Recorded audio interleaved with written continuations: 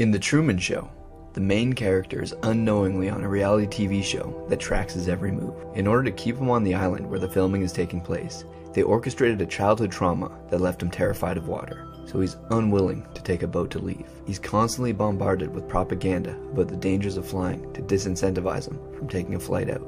The residents in M. Night Shyamalan's village are confined to this small village surrounded by forests that contain these red monsters known as those we don't speak of. The community has an uneasy alliance with the monsters, where they'll leave them alone, provided that no one enters the forest.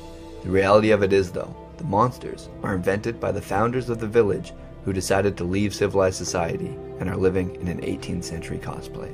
For this, they keep everyone afraid of the monsters so that they won't leave. In mythology, there were dragons and leviathans and monsters that kept people from exploring. Today, we have the news and war and turmoil. When I first started traveling, I was told if you leave the resorts in Mexico, that's a wrap for you. I've now been here for 6 years and have yet to even step foot on a resort. Before moving to South Korea, I was told that the war with North Korea would pop off at any moment. When you get there and ask the residents about it, no one knows what you're talking about. The other day I saw a video of this kid crying about how life is hard and everything seems to be falling apart.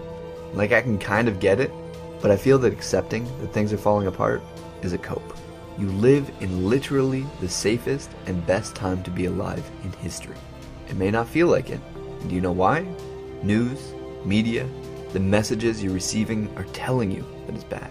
But how much of the things that we hear are reality, and how much is designed to keep us where we are, to keep the NPCs in their maps, so that they don't wander off too far? How much is designed to help us in constructing our own prison to be locked into? I'm not sure what's trustworthy or what's real, because every piece of evidence that filters down to us is tinged with the special interests of the people giving us the information. Everything I was taught as a child, as I research it more as an adult, there's massive pieces of nuance missing.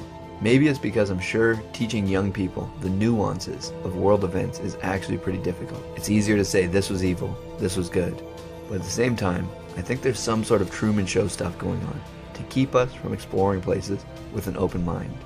This leads us to hesitate to heed the call to adventure because there's so many thoughts of what can go wrong. A lot can go wrong, but don't let it disturb you, as you will meet it with the same weapons of reason which today arm you against the present. I want you to go outside today and strike up a conversation with a random stranger. It's what we're missing in society. People scared of one another, scared of what others are thinking, afraid of outcomes. Go up, say hi to someone, be curious about them rather than afraid, and you'll see we're all in this together. Human beings, after all, were made for one another. All of this information to the contrary, that the world is super dangerous, is just an impression, as Epictetus says. Discard your former beliefs on a subject. Be willing to explore.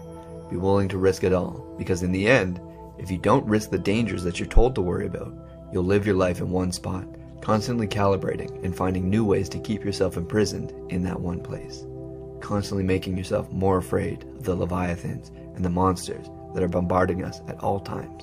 But you'll need to see for yourself if those we do not speak of are really real, and that pursuit on its own is worth risking it all over. No matter what alarm bells are going off in your head, go forward, and you'll be shocked to find out how many alarms turn out to be false once you pull back the curtain.